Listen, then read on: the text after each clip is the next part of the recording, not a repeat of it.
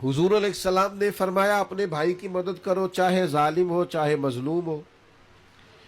تو فوراً صحابہ نے عرض کی یا رسول اللہ صلی اللہ تعالی علیہ وسلم، مظلوم کی مدد تو سمجھ میں آتی ہے، یہ ظالم کی مدد کیسے کرے؟ اللہ کے حبیب نے فرمایا اسے ظلم سے روک دو، یہی اس کی مدد ہے۔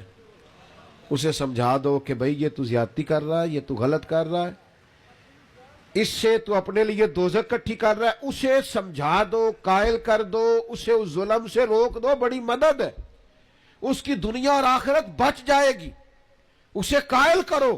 تھوڑی دیر کے لیے آپ کو برا بھلا ہی کہے گا نا، ہمارا مخالف ہی ہو جائے گا نا، کوئی حرج نہیں، بندہ مخالف ہو جائے اور اللہ راضی ہو جائے تو یہ سودا مہنگا ہے، یہ تو بڑا سستا سودا ہے، بندہ مخالف ہو جائے اور اللہ راضی ہو جائے، اس میں کیا حرج؟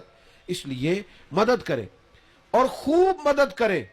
میں آپ کی خدمت میں عرض کروں، یہ جو ظلم ہوتا ہے نا، یہ بھولتا نہیں، تھوڑی سی بھی زیادتی کسی کے ساتھ ہونا تو اس بندے کو بھولتی یاد رہتی۔ جب قیامت میں غریبوں کو اللہ اختیار دے گا کہ ان لوگوں کو بلاؤ جنہوں نے زیادتیاں کی تھی، تو پھر غریب اس دن طاقتور ہوں گے خدا کے فضل سے، تمہیں کٹہروں میں کھڑا کیا جائے، اس لیے مارا تھا۔ میں آپ کی خدمت میں عرض کروں، چھوٹی چھوٹی چیزیں لوگ دبا لیتے ہیں، آپ یقین کریں واپس نہیں کرتے، اور پھر لفظ کیا ہے، جا جہاں سے ملتی ہے وہاں سے لے لے، جہاں سے تجھے میسر آتی ہے وہاں سے جا کے۔ اللہ کے رسول صلی اللہ علیہ وسلم نے فرمایا، یہ سنن ابو داؤد میں بھی حدیث موجود ہے اور دیگر جگہوں پر بھی موجود ہے، حضور فرماتے ہیں اللہ تعالیٰ دنیا میں کسی گناہ کی سزا اتنی جلدی نہیں دیتا جتنی جلدی ظلم اور قطع رحمی کی سزا دیتا ہے۔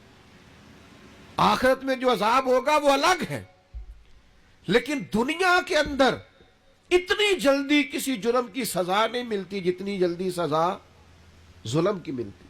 مکران شاہ تھا نا، بادشاہ تھا وقت کا، تو سیر کا بڑا شوقین تھا، سیر پہ گیا ہوا تھا تو بہت ساری فوج بھی ساتھ جاتی تھی، سپاہی ساتھ جاتے تھے۔ اس کے سپاہیوں نے کیا کیا، ایک بوڑھی عورت کی گائے جبرن ذبح کر کے نا کھا لی۔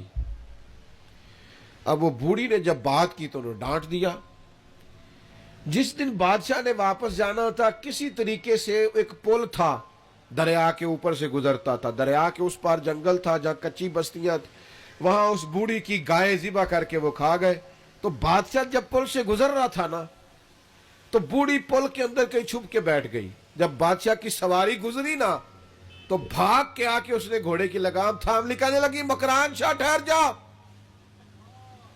روک ذرا، میرے اوپر ظلم کر کے ایسے جا رہے تو؟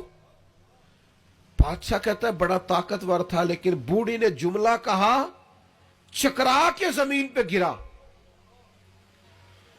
اور تڑپ گیا بادشاہ وقت۔ بوڑھی کہنے لگی میں بیوہ بے اولاد ہوں، تیرے سپاہی میری گائیں ظلمن جبرن ذبح کر کے کھا گئے ہیں، اس پل پر چھپ کے بیٹھی تھی، میں نے بڑی مشکل سے تیرا گھوڑا روکا ہے، لگام تھامی ہے، بس ایک سوال کا جواب دے کہ میری گائے کا حساب اس پل پہ دینا ہے کہ پل صراط پہ دینا ہے، ابھی فیصلہ کر، یہاں دینا یا وہاں۔ بادشاہ چکرا کے زمین پہ گرا، رویا، کہنے لگا نہیں میں پل صراط پہ حساب نہیں دے سکتا، تو یہی حساب لے لے، وہ مشکل ہے، بلاؤ سپاہیوں کو، او بھائیو حساب تو دینا ہے، آج کے پل پہ نہ دو گے تو پل صراط۔ اور ایک اور بہت بڑا ظلم ہم کرتے، زمین پہ قبضہ، مال پہ قبضہ، عزتوں پہ حملہ۔